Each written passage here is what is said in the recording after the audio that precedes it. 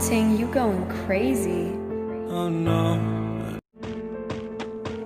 Young Ting, you going crazy.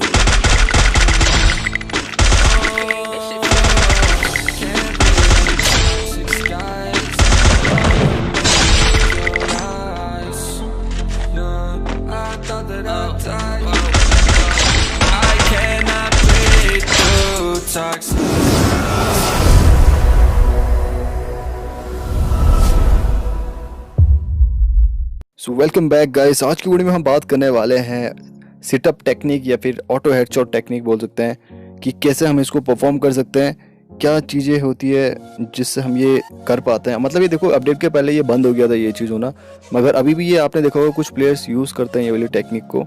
तो वो कैसे करते हैं, क्या चीज़ें की हमें प्रैक्टिस करनी है, क्या वो सिचुएशंस होती है जहाँ पर हम ये परफॉर्म कर सकते हैं, और मैक्रो क्या चीज़ होती है, ये सारी चीज़ें आज हम इस वीडियो के अंदर डिस्कस करने वाले हैं। तो वीडियो के साथ एंड तक बने रहें क्योंकि ये सारी चीज़ें आपके लिए इंपॉर्टेंट और यूज़फुल होने वाली है। तो चलो शुरू करते हैं पॉइंट नंबर 1 से।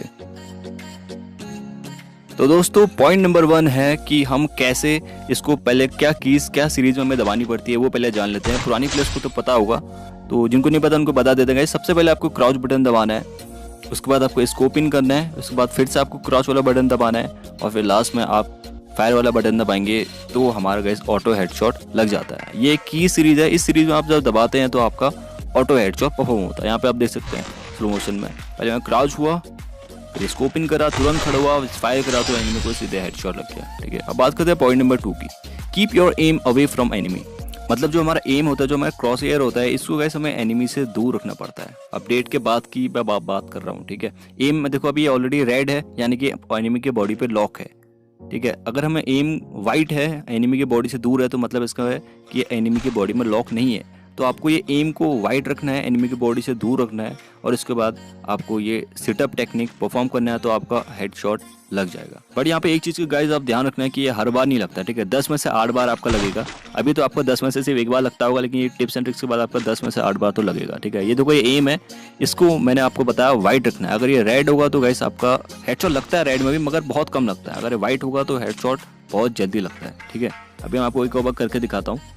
ये देखो अभी एम रेड है, तो अभी इसको मैं करूँगा तो नहीं लगेगा। देखो एनिमी के इसमें रेड करूँगा मैं, पहले एनिमी पे ऑलरेडी लॉक है, परफॉर्म करूँगा नहीं लगेगा। अभी एनिमी से देखो मैंने दूर रखा, वाइट रखा, तो सीधे हेडशॉट लग रहा है। ठीक है, तो ये था गाइस हमारा पहला पॉइंट जो आपको ध्यान में रखना है। इसके बाद करते हैं गाइस हम पॉइंट नंबर 2 की बात। तो दोस्तों आपको याले पॉइंट में अपनी स्पीड बढ़ानी होगी। अगर ये आप स्लो करते हैं तो आपका हेडशॉट नहीं लगेगा। ठीक है, क्योंकि यही अपडेट में उन्होंने फिक्स किया था। क्योंकि जैसे हम सिटअप करते हैं ना, तो जैसे हम एनिमी के हेड पे एम जैसे जाता है वो खुद ब खुद वहाँ से हट जाता है। ये अपडेट में उन्होंने फिक्स किया था। मगर हम इसी को अगर स्पीड में करते हैं तो वो उसको टाइम ही, मतलब हम क्या करते हैं, वो एम को टाइम ही नहीं देते हैं कि वो वहाँ से हट जाए, अपनी जगह से हेड से हट जाए। हम उसको हटने से पहले ही वो जैसी एम पे उसके हेड पे जैसे सेट होता है, हम फायर वाला बटन प्रेस कर देते हैं और एनिमी को हेडशॉट लग जाता है। ठीक है, यहाँ पे देखो अगर इसको मैं स्लो करता हूँ तो नहीं लगता है। अगर मैं एकदम इसको स्पीड में करूँगा तो ये तुरंत हेडशॉट लगेगा। देखो स्पीड में करा तो तुरंत हेडशॉट लग रहा है। ये देखो, मतलब वो एम को मैं टाइम ही नहीं दे रहा हूँ कि वो उसके हेड से हट जाए और फिर मैं फायर करूँ। इसलिए मैंने आपको बोला कि आपको इसकी इस तरह प्रैक्टिस करनी है कि आप इसको स्पीड में परफॉर्म कर सकें। ठीक है, फिर से देखो स्पीड में करूँगा तो एनिमी को, मतलब एनिमी को टाइम ही नहीं मिलेगा, ना ही एम को, तो सीधे हेडशॉट लग जा रहा है। स्लो करूँगा तो नहीं होगा। ठीक है, तो अब बात करते हैं जब मैं अपनी अगले पॉइंट की। तो यहाँ पे दोस्तों आपको जो आपका एनिमी है उसको एक जगह पे खड़ा होना बहुत जरूरी है। यानी कि अगर वो मूवमेंट करेगा तो आपका हेडशॉट नहीं लगेगा, लेकिन अगर वो एक जगह पे स्टिल है तो उसको हेडशॉट लगेगा। ये वाले क्लिप में अभी आप समझ जाएंगे। पहले आप देख लो कि यहाँ पे हेडशॉट कितने को लग रहा है और कितने को नहीं लग रहा है। ठीक है, अभी आपने क्लिप देखी कि इसमें 2 लोगों को हेडशॉट लगा, और वो क्यों लगा अभी मैं आपको बताऊंगा। ये देखो गाइस, वहाँ पे पहले देखो जो रनिंग बंदा था उसको नहीं लगा, एक बंदा वहाँ पे स्टिल है, देखो उसको हेडशॉट लग गया। ठीक है, बाकी बंदे देखो दौड़ है, उनको नहीं लग रहा है। और फिर जो ये बंदा खड़े होकर मुझे मार रहा था उसको लास्ट में हेडशॉट लग गया। तो इसलिए गाइस अगर आपका एनिमी एक जगह पे स्टिल है तो आप इजीली उसको हेडशॉट दे सकते हैं। देखो यहाँ पे मैंने हेडशॉट दिया, वो स्टिल था। ये बंदा देखो रनिंग है तो उसको नहीं लग रहा है, फिर मैंने इसको ड्रैग दे के हेडशॉट दिया। इसके बाद यहाँ पे एक और नीचे बंदा आया था गाइस, देखो पहले वाले ट्राई में मेरा हेडशॉट नहीं लगा, फिर मैंने दोबारा ट्राई किया तो उसको हेडशॉट लग गया। ठीक है, तो आपका एनिमी अगर एक जगह पे स्टिल रहता है तो आप इजीली वहाँ पे इसको हेडशॉट दे सकते हैं। ठीक है, अब बस आपको स्पीड में परफॉर्म करना है, आपका हेडशॉट लग जाएगा।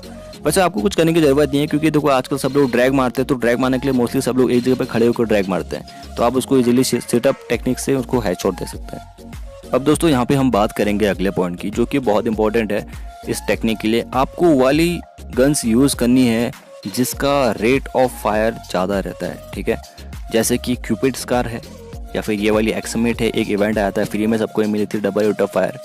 इसमें होता क्या है कि जब हम किसी को फायर करते हैं तो दोस्तों उसको हेडशॉट लगने के चांसेस और ज़्यादा हाई हो जाते हैं, क्योंकि देखो इसमें रेट ऑफ फायर का मतलब होता है कि जो गोलियां हैं वो ज़्यादा निकलती है, तो एनिमी के हेड पे ज़्यादा गोली लगती है तो एनिमी सीधे डाउन हो जाता है। यानी कि इसका मतलब कह सकते हैं कि इनडायरेक्टली रिकॉइल वाली गन्स हमको यूज़ नहीं करनी है। जैसे कि AK-47 है, वो रिकॉइल करती है, एक गोली मारोगे हेड पे लगेगी, दूसरी गोली रिकॉइल हो जाती है, तो रेट ऑफ फायर में रिकॉइल होने का टाइम ही नहीं मिलता, सारी गोलियां एनिमी के हेड पे लॉक हो जाती है और एनिमी वहाँ पे सीधे डाउन हो जाता है, ठीक है।